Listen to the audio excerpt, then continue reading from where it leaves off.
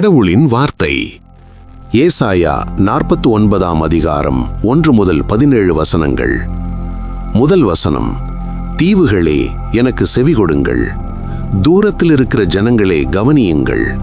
தாயின் கர்ப்பத்தில் இருந்தது முதல் கர்த்தர் என்னை அழைத்து, நான் என் தாயின் வயிற்றில் இருக்கையில் என் நாமத்தை பிரஸ்தாபப்படுத்தினார். 2ஆம் வசனம்.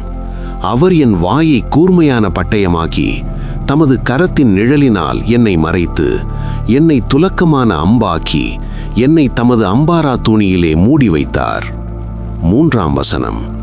அவர் என்னை நோக்கி, நீ என் தாசன் இஸ்ரவேலே, நான் உன்னில் மகிமைப்படுவேன் என்றார். 4ஆம் வசனம். அதற்கு நான், விருதாவாய் உழைக்கிறேன், வீணும் வியர்த்தமுமாய் என் பெலனை செலவழிக்கிறேன். ஆகிலும் என் நியாயம் கர்த்தரிடத்திலும் என் பெலன் என் தேவனிடத்திலும் இருக்கிறதென்று சொன்னேன். 5ஆம் வசனம். யாக்கோபை தம்மிடத்தில் திருப்பும்படி நான் தாயின் கர்ப்பத்தில் இருந்தது முதல் கர்த்தர் தமக்கு தாசனாக என்னை உருவாக்கினார். இஸ்ரவேலோ சேராதே போகிறது. ஆகிலும் கர்த்தருடைய பார்வையில் கனமடைவேன், என் தேவன் என் பெலனாயிருப்பார் என்றார். 6ஆம் வசனம். யாக்கோபின் கோத்திரங்களை எழுப்பவும் இஸ்ரவேலில் காக்கப்பட்டவர்களை திருப்பவும் நீர் எனக்கு தாசனாயிருப்பது அற்பகாரியமாயிருக்கிறது. நீர் பூமியின் கடைசி பரியந்தமும் என்னுடைய இரட்சிப்பாயிருக்கும்படி உம்மை ஜாதிகளுக்கு ஒளியாகவும் வைப்பேன் என்கிறார். 7ஆம் வசனம். இஸ்ரவேலின் மீட்பரும் அதன் பரிசுத்தருமாகிய கர்த்தர், மனுஷரால் அசட்டை பண்ணப்பட்டவரும் ஜாதியாரால் அருவருக்கப்பட்டவரும் அதிகாரிகளுக்கு ஊழியக்காரனுமாயிருக்கிறவரை நோக்கி, உண்மையுள்ள கர்த்தர் நிமித்தமும் உம்மை தெரிந்து கொண்ட இஸ்ரவேலின் பரிசுத்தர் நிமித்தமும் ராஜாக்கள் கண்டு எழுந்திருந்து பிரபுக்கள் பணிந்து கொள்வார்கள் என்று சொல்லுகிறார். 6ஆம் வசனம். பின்னும் கர்த்தர், அனுக்கிரக காலத்திலே நான் உமக்கு செவி கொடுத்து இரட்சணிய நாளிலே உமக்கு உதவி செய்தேன். நீர் பூமியை சீர்படுத்தி பாழாய் கிடக்கிற இடங்களை சுதந்தரிக்க பண்ணவும். 9ஆம் வசனம்.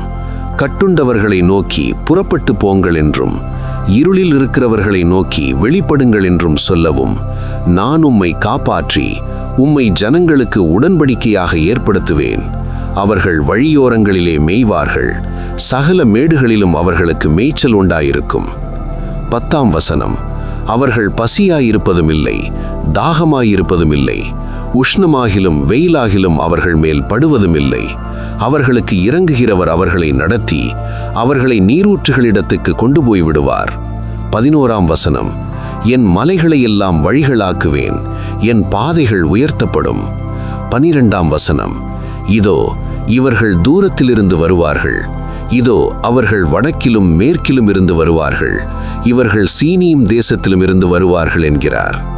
13ஆம் வசனம். வானங்களே, கெம்பீரித்து பாடுங்கள், பூமியே களிகூறு, பர்வதங்களே கெம்பீரமாய் முழங்குங்கள்.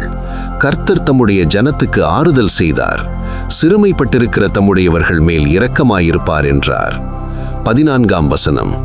சீயோனோ, கர்த்தர் என்னை கைவிட்டார், ஆண்டவர் என்னை மறந்தார் என்று சொல்லுகிறாள். 15ஆம் வசனம். ஸ்திரீயானவள் தன் கர்ப்பத்தின் பிள்ளைக்கு இறங்காமல் தன் பாலகனை மறப்பாளோ?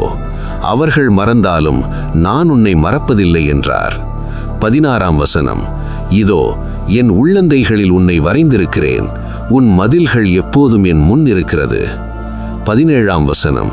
உன் குமாரர் தீவிரித்து வருவார்கள், உன்னை நிர்மூலமாக்கினவர்களும் உன்னை பாழாக்கினவர்களும் உன்னை விட்டு புறப்பட்டு போவார்கள் என்றார். ஆமேன்.